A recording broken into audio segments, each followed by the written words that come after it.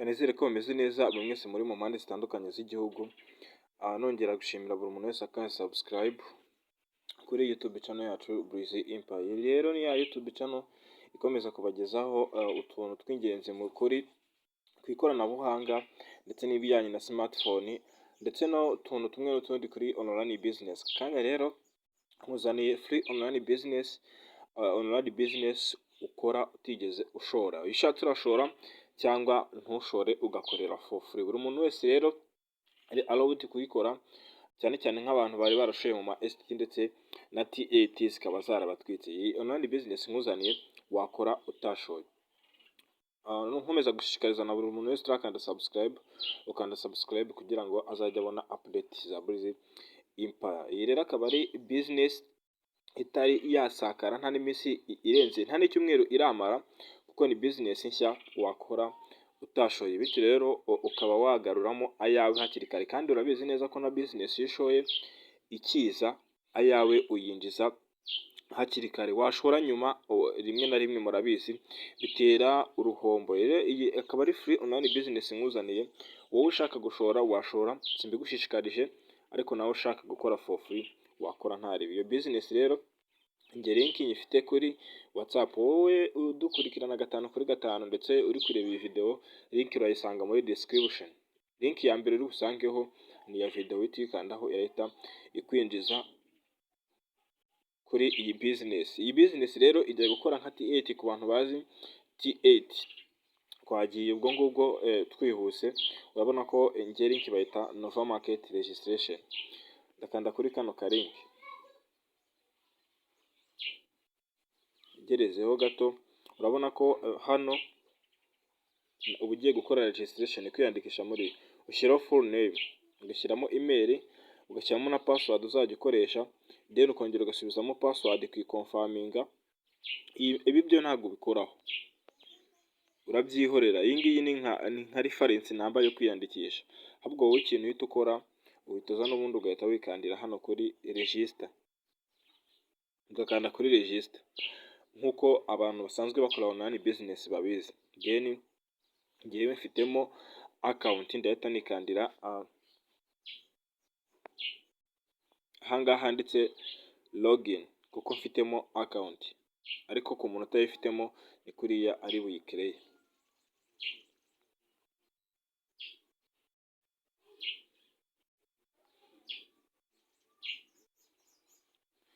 Urabona ko dashboard yayo ni uku nguku imeze nk'izindi online business. Nongera kwibutsa ko nta gihe kinini imaze, iracyari nshya, kandi nababwiye ko iyo ushoye mbere urunguka, washora nyuma ugahomba. Murabona ko ngiye mfiteho amadolari amafaranga 0.5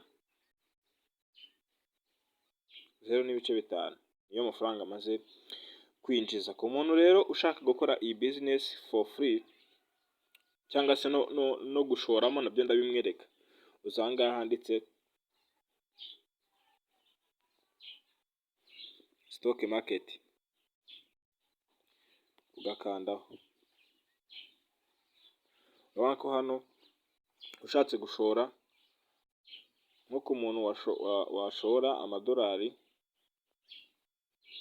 25 ku munsi yinjiza 0.7 by'inyungu. Umuntu washoye amadolari 55 ku munsi yinjiza $1.5. Umuntu washoye amadolari 105 ku munsi yinjiza amadolari 3. Umuntu washoye amadolari 205 ku munsi yinjiza amadolari 5.8. Umuntu washoye amadolari 405 ku munsi yinjiza amadolari 18. Ariko twe kubera ko ibyo tugiye kureba ari ugushora for free, uraza wiyizira ahangaha handitse ngo free trio ikorwa mu minsi 3. Iyi ni nka buda yo muri STT, uretse kiriya buda yo wayikinaga iminsi mike, hafi iminsi nk'itatu, bagushyiremo imiyaga igahita irangira. Yabaga ari bonance yawe. Nawe rero ni nka bonance twakita buda muri iyi online business bita trading set, cyangwa se bita nkuko nari nabibabwiye izina ryayo nari naribabwiye ngiye kubisoma. Ubwo rero uretse uzahanditse ngo trio free trio day income 0.5 ku munsi. Ubwo rero nuza kuri iyi ngiyi bivuga ngo urajya winjiza amafaranga 0.5 ku munsi mu madolari. Ahangaha hoho ubwo ngubwo birahita biba amafaranga 600. Ubwo ahangaha ni ubuntu, ntabwo uzajya uba washoye. 0.5 ni amafaranga 600. Uraza ukande hano kuri free trial y'iminsi 30. Urabona ko ahangaha bahita bakubwira ngo expected profit ni inyungu uri bubone ni 0.5. Ubwo mu mafaranga y'amanyarwanda akaba ari 600. Ariko njye nkuko nabiberetse n'ubundi nifiteho 0.5. Dusubiyeho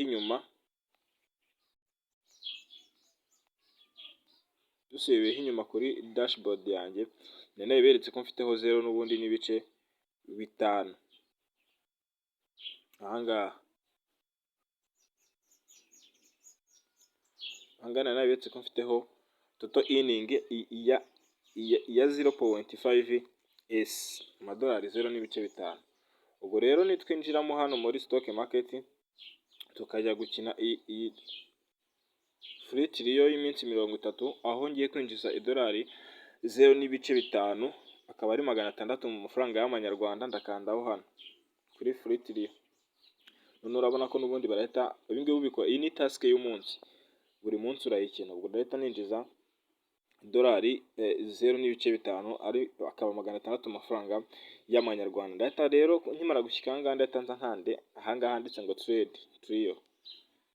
Nkimara gukandaho ndategereza then bihite biba congratulations. Urabona ko barambwiye ngo congratulations, you have concluded your trade today, see you tomorrow. Bivuga ngo task y'umunsi ndayirangije, hasigaye iyejo. Ndahita nza nkande done, ukanda done.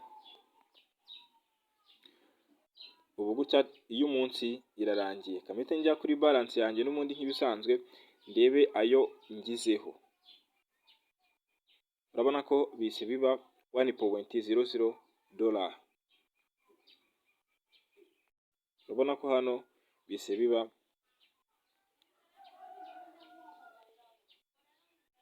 $1.00s.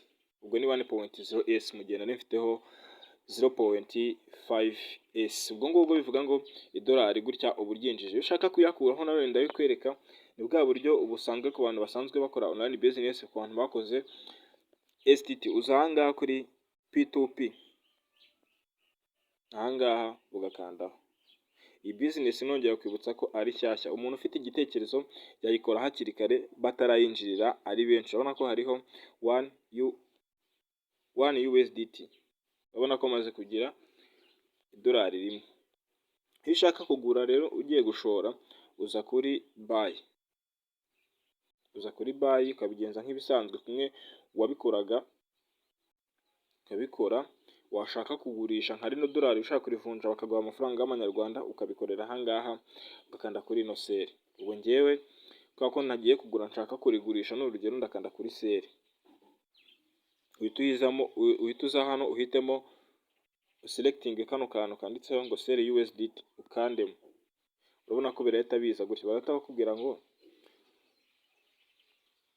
I want to sell, ni amafaranga ushaka kugurisha, ayo ugomba kwakira. Urabona ko hano bikoreshwa momo, ni momo ushyiramo, ni momo ni uburyo ki bwo kugira gutransfera amafaranga cyangwa se bwo kuyabona kuri banki yawe. Ugahitamo konti ukoresha, hano ushyiramo nimero amafaranga ari buze.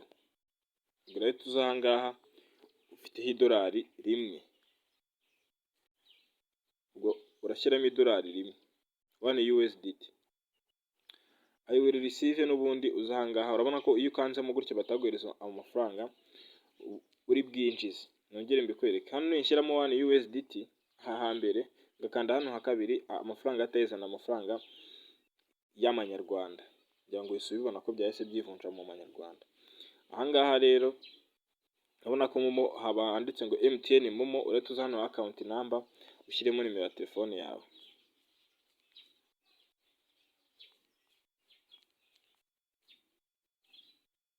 Then nurangiza uze ukande kuri sell USDT.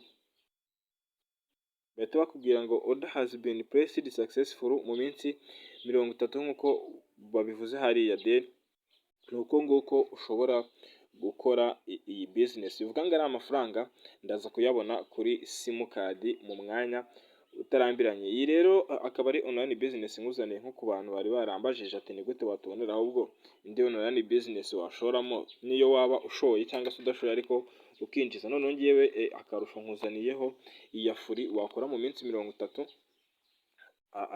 ari nka bonance iriya ni nka buda yayo, ubundi ukajya winjiza 0.5 buri munsi uko ukoze iriya task ya mbone no kwibutsa n'ubundi umuntu utarakanda subscribe ukanda subscribe bityo azajya abona notification mu bantu ba mbere kuri Breezy Empire project cyangwa se kuri video cyangwa se no ku biganiro Breezy Empire yamugejejeho cyangwa se iri ku uploadinga umunsi ku wundi.